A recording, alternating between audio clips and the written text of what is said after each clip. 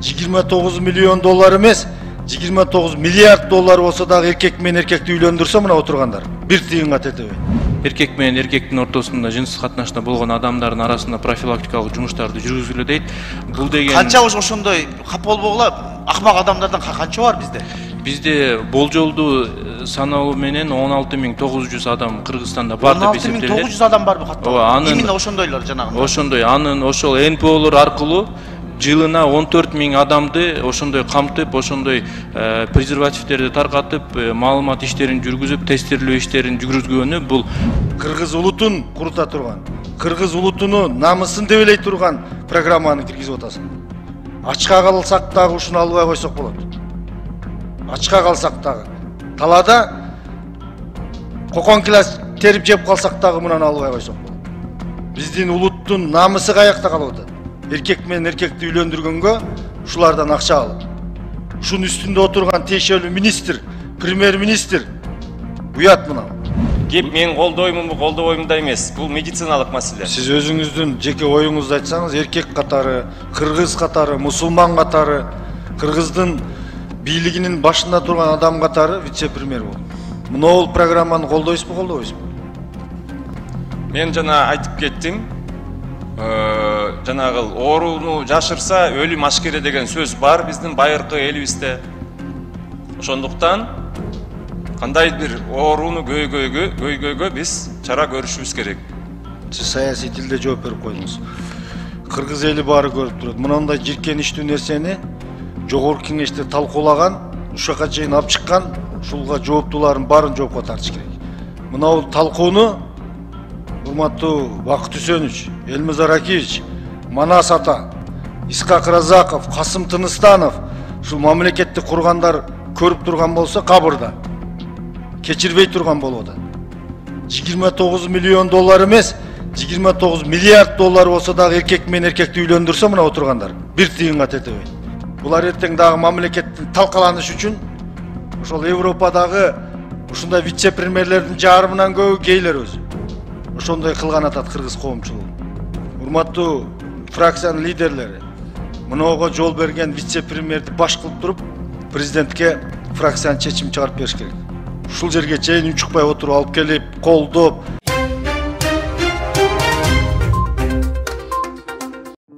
Урматтуу Москва шаарындагы мекендештер, эгерде сиз жакын арада Казакстанга чыгып келүүнү ниет кылсаңыз, сизге тажрыйбалуу айдоочу Асылбек мырзаны сунуштайбыз. Биздин Аль Фортуналары кызмат кылат. Унабыз ыңгайлуу жана кенен жолдо кыйналбайсыз. Жолго чыгарда документти чорнойдон текшеребиз. Без пересадка өзүбүз алып кирип чыгабыз. Биздин дарек метро проспект Мира 39А. Биздин байланыш номер +7926 929 1820. Анда мо 4-чү пунктка мага конкреттүү түшүндүрүп бериңизчи. Пакет профилактических мер для мужчин, практикующих секс с мужчинами дейт. Буларды эмне кылат? Именно 884.134 доллар дейт. Бу деген 78 миллион сом. Не, ошондой адамдар эми тилим барбай атат могул жердечи. Ошондой адамдарды эмне кылат? 78 миллион сом менен эмне кылат? Кайра күчөтүрбөйбү?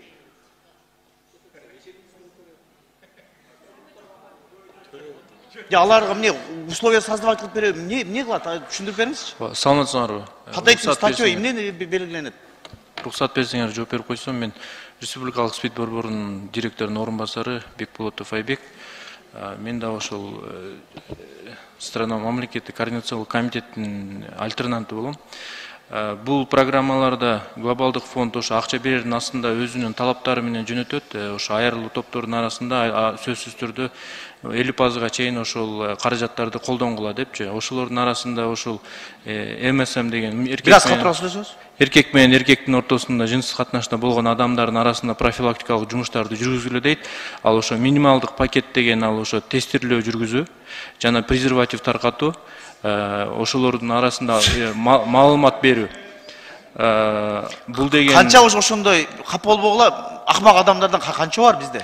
Бизде болжолдуу саналуу менен 16900 адам Кыргызстанда бар деп эсептелет. 16900 адам барбы каттап? Именно ошондойлор жанагы. Ошондой, анын ошол НПОлор аркылуу жылына 14.000 адамды ошондой камтып, ошондой презервативтерди таркатып, маалымат иштерин жүргүзүп, тестирлөө иштерин жүргүзгөнү бул ПРООндун отчету боюнча 14.000 адам да. Биз силер караңыздар, мен түшүнбөй калдым да. Аларга эмне кайра условия создавать бересиңер, же спидти го сактаганыңар макул, бирок аябай чоң сумма да, бу 78 миллион сом именно ошого дейт. Кошумчалап койсом болот, мисалы үчүн жылда 1000 адам табылса, анын 100гө жакыны ошол МСМ группанын арасындагы ошол катнашта болгон адамдардын арасында бир 100гө жакын ВИЧ илдети менен табылат. Бизде Кыргызстанда 16900 адамдын ичинен багы изилдөөлөр боюнча 10%дан ашыгы ошо ВИЧ илдетин алып жүрөт. Эгерде жөнөкөй адамдын болду, жоңуз токтотуңуз. Ошо 16000 дедиңиз, списоги барбы силерде? Жок, бизде ал бир ойдон табылган эмеспи? Каяктан алдыңар ошо 16000? Бу Кыргызстанда не может быть анчалык? Бир асмандан эле алып туруп эптеп акча алып албай атасыңарбы? Жок, бизде деген ар бир 3 жылда ошо изилдөөлөр жүргүзүлүп турат. Ошо изилдөөлөрдүн жүргүзгөндө бир 1000дей ошол МСМдер катышат ошонун арасында. Алардын арасында ВИЧ илдетинин таралышы 10% түзөт да. Ошон үчүн бүт международный эл аралык уюмдар, бүткүл дүйнөлүк саламаттык сактоо уюму ошолордун арасында ошол профилактикалык жумуштарды, презервативтерди таркатып, алардын ВИЧти жуктуруу коркунучу, мисалы үчүн жөнөкөй адам менен эркектин арасында караганда 24 эсе жогору деп саналат. Аларда тезирээк жугат. Кудай сактасын го, болду. Жооңузга рахмат. Кудай сактасын, аларга бербей эле койгулачы. Аларга жукмактан жуксун. Ошондон ары жок болуп кетсин. Эдил Жолдубаев, сиздин тармагыңызда сиз көзөмөлдөңүз келиңиз, өзүңүз ушуну бир алып жокко чыгарыш керек бунучу. Бул туура эмес. Өтө чоң көп суроолор бар. Эми тилим барбай атат, эмегечи, сөздөргөчү. Кудай гана сактасын да. Келиңиздер, биз фракция бир жакшы бир чечим чыгарайлы бүгүнкү эмени угуп. Биринчи, Эдил Жолдубаевич, мен сизге как жашым улуу катары, ана мамлекеттик кызматтарда көп жылдан бери иштеген катары, эми муну кабыл аласызбы албайсыз өзүңүздүн ишиңизде. Сиз бүгүнкү күндө Кыргызстандагы эң баягы белгилүү саясатчы да, сиздин биринчи долдуңуз саясатчы да. Экинчиси ана мамлекеттик кызматкер. Сиз бүшү биринчи кызматты дагы алып жүрөсүз да, ошодон кетсеңиз, өзүңүз сөз алып атасыз. Жок, мен айтып атканым уксаңыз, Эдил Баша, мен жумуштан кетиң деген жерим жок.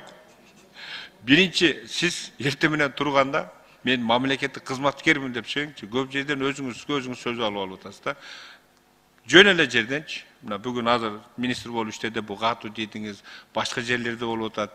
Мен сизге жок, мен Эдил Жолдубаевич, эми мен сизге ушу суранарым. Муну өзүңүз билесиз, кандай кыласыз, эмне кыласыз, мен сизге окутуп үйрөтө албайм. Экинчиден, Бүбүжан Камчыбеков мына, мен бул жерде сиз мусулмансыз да? Я. Анан кыргызсыз да? Эки нерсени өзгөртө албайт да адам баласы. Куранды өзгөртө албайт. Экинчиси, кыргыздын үрп адатын, каада салтын эч качан эч ким өзгөртө албайт. Конституцияны өзгөртсөк болот, закондорду өзгөртсөк болот, кодекстерди өзгөртсөк болот, бүтүн инструкция, положение баарын өзгөртсөк болот, бирок үрп адатты өзгөртүш кыйын да. Ошол жерде отурган комитетте ошо мүчөлөрдү айтып атасыз, министерство ведомстволорду айтып атасыз, ПРООндор баягы МПОшниктерди айтып атасыз да. Сиз биринчиден эне катары, кыргыз катары, мусулман катары ушу заявка берип атканда сиз модераторсуз. Айтып атасыз, мен ушу комитеттин төрагасы, бул модератор. Ушуну түшүндүрүп, же болбосо башка жолу менен алыш керек да. Силер муну жазбасаңар, силерге акча бербейбиз деп силерге условия коет. Ушу сөз ушуну жазасыңар, анан биз силерге акчаны беребиз дейт. Мен оюмчу ошондой болуп атат, акча келип түшүчү. Анан силерди бүгүнкү күнү эң оор жаман сөздү сиз менен сиз алып атасыз. Баягы биз макал бар го, жебеген самсага акча төлөп атасыз да, чын-чынына келгенде. Сиз деле патриот болсоңуз керек, мен биринчи көрүп атам. Бирок сиздин айыбыңыз Бүбүкан Камчыбеков. Ушуну заявканы берип атканда баарына түшүндүрүшүңүз керек эле. МПОшниктерди да түшүнөм мен. Алар да ошептеп, ошол жерден акчасын алыш керек, четтен келген акчанын. Анын жарымын өздөрү алып калат, Мен как түшүнгөн катар айтып атам да, сиз азыр оягынан кармасаңыз да тутуласыз, биягына сам тутуласыз. Себеп сиз ошол жерде комитеттин төрагасы катары сиз жооп берип атасыз. А сиздин колуңуздан да эч нерсе келбейт, болбосо мына акчаны бербейбиз дейт.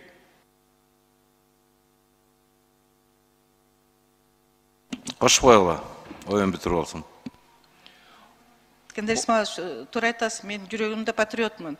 Анан сиздер айтып аткан баарына туура кошулам. Мага деле жакпайт ошол турганча айла жоктон жана кыргызча айтып коюптур, мойнунан байланып иттей болуп, биздин больнойлорубуз дарысыз калбасын деп эле мен канча жолу айттым, мен отказ берип эле кетейин деп. Мага да жакпайт ошол жакта отуруп талашып тартыш, МПОлор менен тиги мынакей качкан кишилер билет кандай талаш тартыш болот, кыйкырык өкүрүк болот.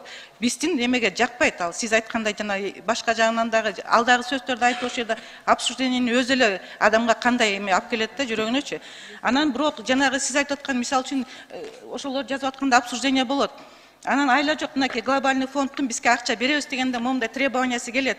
Ичинде кээ бир нерселер жазылат. Жана сиз айтып аткан эмнеге аларга көп акча деп атпайсызбы?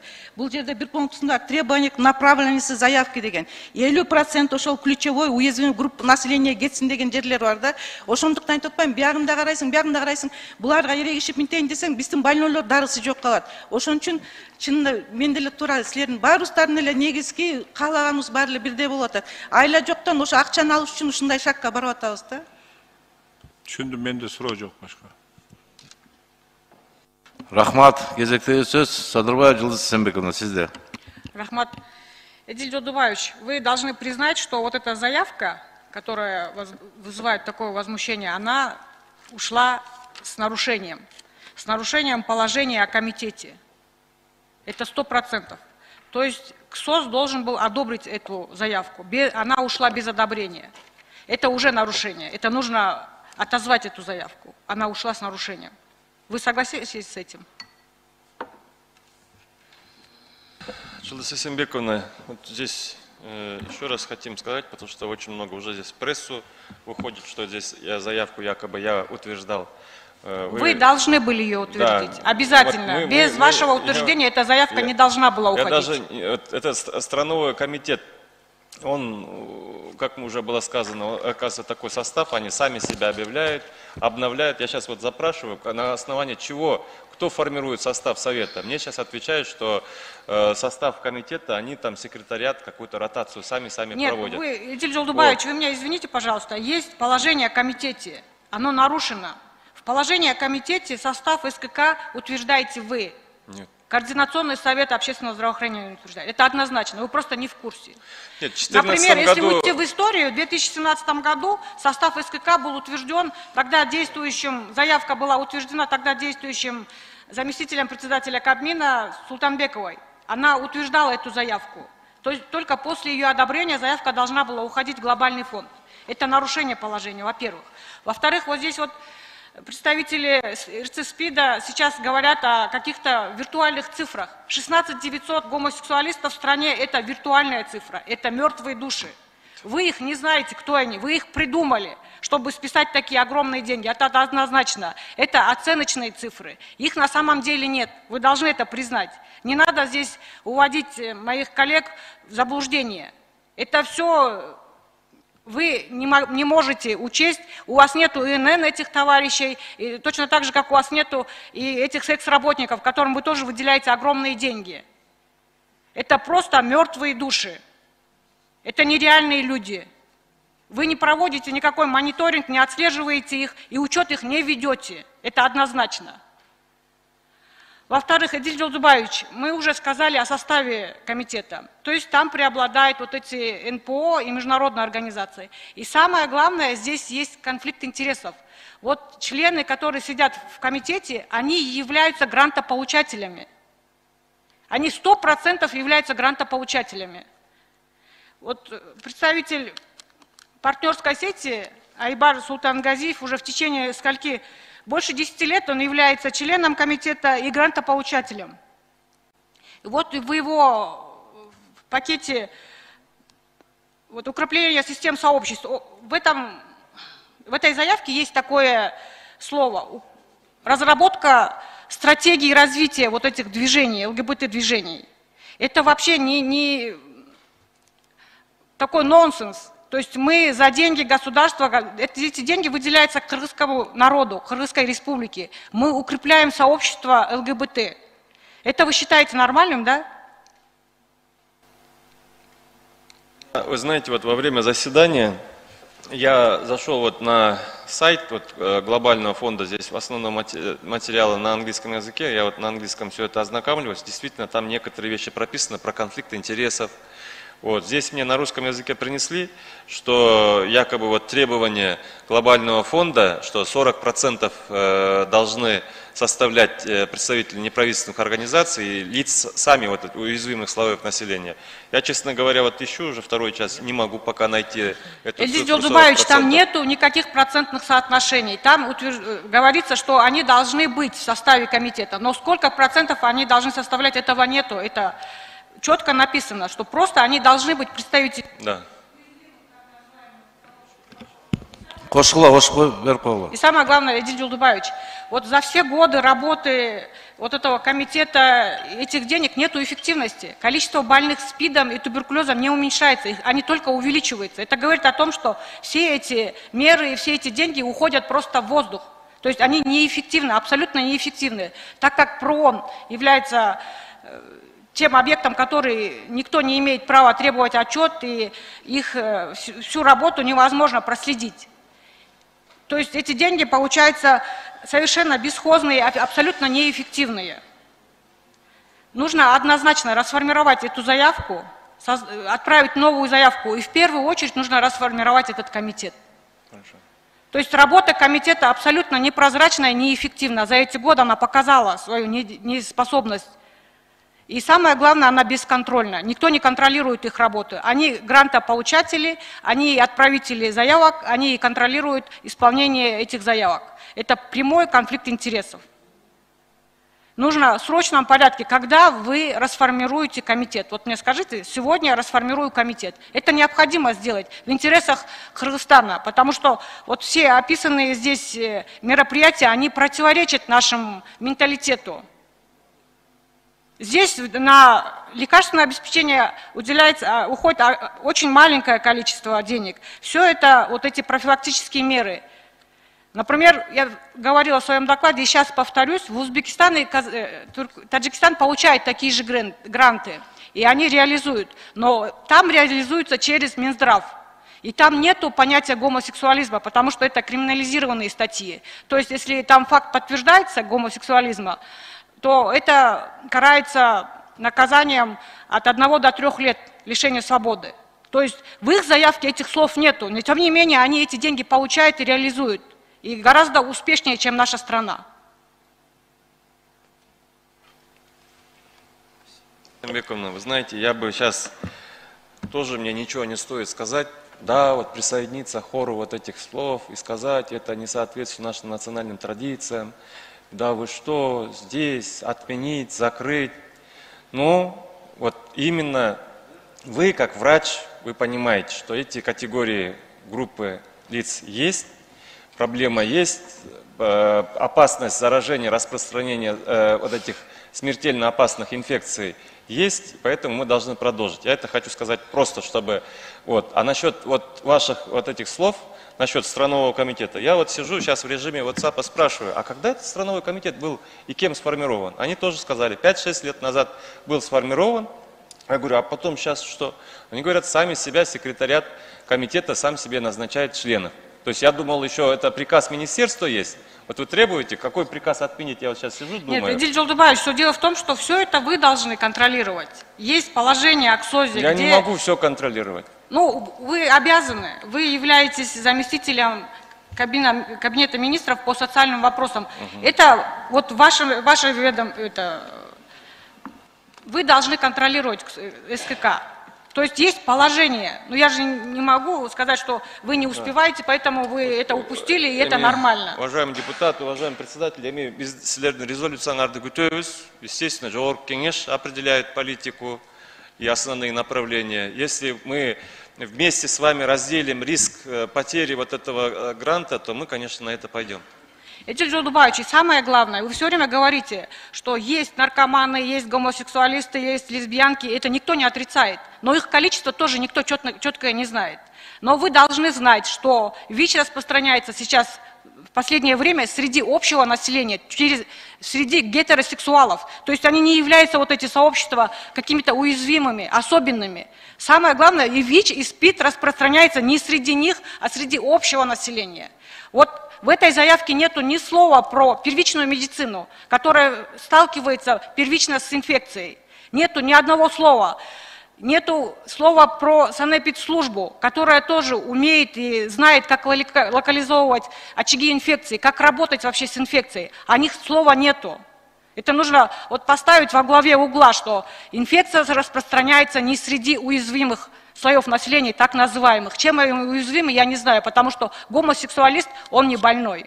У них имеются те же самые наборы хромосом, как и у здорового человека. Это просто их, как мы их раньше называли, люди с неправильной ориентацией. И никак они не уязвимы. Мы должны думать об общем населении, среди которых идет общее распространение, самое большое распространение идет. Почему в этой заявке нет слова про это общее население, про первичную медицину, про участковых врачей, про санэпидслужбу? Уважаемая Жылдыз Эсенбековна, я сожалею, что мы это довели до вот такого уровня, до заседания целой нашей правящей фракции. Я вот первый раз слышу то, что вот вы говорите самые, все это правильные вещи, я вот абсолютно вижу, действительно. Вот, я со всем вот тем, что вы говорите, согласен. Почему мы с вами не смогли, вот вы как член СКК, почему вы ко мне не пришли, не позвонили, как-то по другим вопросам? Эдил Жолдубаевич, мы вас вызывали на комитет, вы все время избегаете участия в нашем комитете, в соцкомитете. Я же не виновата, что именно вы являетесь координатором соцблока, что вся медицина это подчиняется вам. И именно вот эта заявка, она должна уходить с вашего одобрения. То есть она ушла с нарушением. И самое главное, вот вы все время говорите, процентное соотношение, требования глобального фонда нету процентных соотношений. Они просто говорят, что должны быть учтены эти слои населения. Жылдыз Эсенбековна, қысқарақ, уже повторяться начали. Все? Жооп бересіз бе, Эдил Жолдубаевич? Жооп бердіңіз бе? Мен мындай бір тақтап қойғанша, Эдил Жолдубаевич, сізге бір эле суроо беріп атат Жылдыз Эсенбековна. У вас хватит политической воли расформировать вот этот чертовый комитет. Извините меня за выражение. Я уже начал... Вопрос только в этом же, да, Жылдыз Эсенбеков? После такого резонанса, после вот такого резонанса, это вот только начало этого резонанса, у Кабинета министров нет иного решения, кроме как срочно, сегодня же мы считаем комитет распущенным. Мы будем вступать, значит, я сам лично и с глобальным фондом переговорю, и с ПРООН переговорю, и все вместе будем работать. Но я вообще еще раз хочу подчеркнуть, что это не означает, что мы закроем глаза на такие проблемы, на другие проблемы. Мы все вместе будем этот болезни решать, лечить, помогать. Рахмат. Процедурный, экинчи микрофон.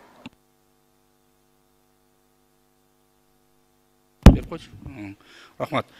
Азыр Эдил Жолдубаевич, сизге Бакыт Үсенович дагы бир эскертүү берди, айтты, абайлап сүйлөңүз деп. Азыр кайра Жылдыз Эсенбековна айтып атат, сиз эмнеге мага келбедиңиз деп. Эмнеге сизге барыш керек?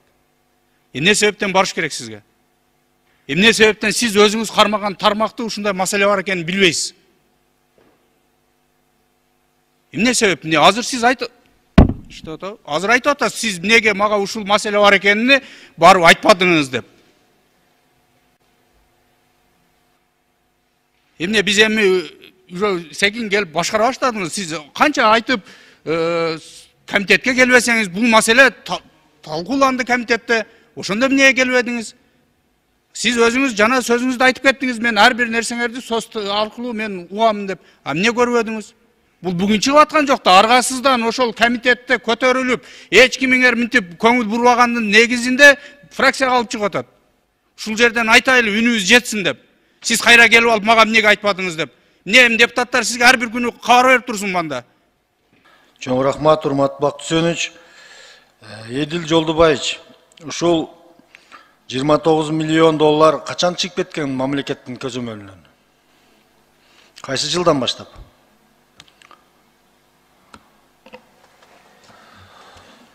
Эки миң 11 жылы деп уктук бардыгыбыз. Кимдин чечими менен чыгып кетти? 11 жылда жетекчилердин чечимдери менен чыкса керек. Сиз мына жерде гейлерди колдоо деген пунктту окудуңузбу? 4-7. Ушул жерден көрдүк, ооба, туура. Колдоо эмес, аякта профилактика деп жазылып турат болуш керек. Эми түшүнүктүү да, ушуну сиз көрүп туруп, ушуга чечим кабыл алганга барып атасызбы? Колдогонго. Урматтуу депутат, сиз азыр маалымат уккан жоксуз. Мен бул комитетке эч кандай тиешем жок. Бул комитетке же заявкасына эч кандай катышкан эмесмин, билген да эмесмин. Кандай билбей каласыз, вице-премьер-министр болуп туруп? Вице-премьер болуп туруп, ушул тармакты күрөтүп атсаңыз. Ушунча көп тармак, ушунча көп жумуш, бул бардыгына биздин жаңы структурабыз боюнча жооптуу министрликтер, алардын бардык иштерине биз көзөмөлдөп кийлигишпейбиз. Бизге рухсат да жок. Сиз колдойсузбу, колдобойсузбу буну? Мен дагы бир жолу айттым. Биз буюрса, мына бүгүндөн калбай эле страновой комитетти биз жоёбуз. Кайра курамын карап чыгабыз. Адистер, анан ошондой биздин мамлекетибизге азыркы абалыбызга жараша программаларды түзүп чыгат. Кеп мен колдоймунбу, колдобоймун да эмес. Бул медициналык маселе. Сиз өзүңүздүн жеке оюңузду айтсаңыз, эркек катары, кыргыз катары, мусулман катары, кыргыздын бийлигинин башында турган адам катары вице-премьер болду. Мына программаны колдойсузбу, колдобойсузбу? Мен жана айтып кеттим. Жанагы ооруну жашырса өлүм ашкере деген сөз бар биздин байыркы элибизде. Ошондуктан кандай бир ооруну көйгөйгө биз чара көрүшүбүз керек. Сиз саясий тилде жооп берип койдуңуз. Кыргыз эли баары көрүп турат. Мындай жиркеничтүү нерсени жогорку кеңеште талкуулаган, ушака чейин алып чыккан, ушулга жооптууларын баарын жоопко тартыш керек. Мына бул талкууну урматтуу Бакыт Үсөнович, Элмизар Акиевич, Манас ата, Исхак Разаков, Касым Тыныстанов, ушул мамлекетти кургандар көрүп турган болсо кабырда. Кечирбей турган болуп атат. 29 миллион доллар эмес, 29 миллиард доллар болсо дагы эркек менен эркекти үйлөндүрсө мына отургандар. Бир тыйынга тетебейт. Кыргыз улутун курута турган, кыргыз улутуну намысын дебелей турган программаны киргизип атасыңар. Ачка калсак дагы ушуну албай койсок болот. Ачка калсак дагы, талада кокон килас терип жеп калсак дагы мунаны албай койсок болот. Биздин улуттун намысы каякта калып атат. Эркек менен эркекти үйлөндүргөнгө ушулардан акча алып. Ушунун үстүндө отурган тиешелүү министр, премьер-министр уят мына. Урматтуу фракциянын лидерлери, мынага жол берген вице-премьерди баш кылып туруп, президентке фракциянын чечим чыгарып бериш керек. Ушул жерге чейин үн чыкпай отуруп алып келип, колдоп, ошолорду турган. Булар эртең кече Кемпирабадка чыккан кейпарат кылып. Кемпирабад каерде экенин билбей туруп. Булар эртең дагы мамлекеттин талкаланыш үчүн ошол Европадагы ушундай вице-премьерлердин жарымынан көбү гейлер өзү. Ошондой кылган атат кыргыз коомчулугун. Эгер акылы бар, Кудайдан корккон, эненин ак сүтүн эмген жигиттер болсок, мына жерде отурганына каршы чыгыш керек булардын. Уят бул. Эртең Кудайдын алдына барабыз. Ушул нафсиге берилип, шайтан болуп, ушулардын бардык коомду иренжитип, жиркеничтүү кылып аткандарды жазалаш керек. Уят бул. Рахмат. Бул жерде бизге кайрылып кеттиңиз го, бул жерде тетиринче күрөшөм дегендер отурат. Баягы ошону таркатам дегендер сырттан кетип калышты, кирбей коюшту бияка. Проондун мүчөлөрү кирбей койду. Анан баягы Жылдыз Эсенбековдун айткан грантаеттер кирбей койду. НПОлор. Бул жерде тетиринче күрөшөбүз дегендер отурат, бирок ичине ооздорун булгап алганбы, туура эмес күрөшүп атышат да. Рахмат сизге. Элмизар Акиевич, тиги Бүбү Сара деген эжеби ким? Бүбү кайнабы эжебиз? Атыңыз ким? Атыңыз. Биз албай коебуз деп коркутуп атпайсызбы депутаттарды? албай коюунун жолу барбы деп сурады. Жол ошол деп айттым. Алардын Мен требованиясы сизге кайталап айтып атам. Мындай жол менен миллиард доллар алсаңыз дагы бетке түкүрө турган жол булчу. Муну албаш керек. Улут дегенди курутуп атасыз. Болдубу? Сале Карабекович.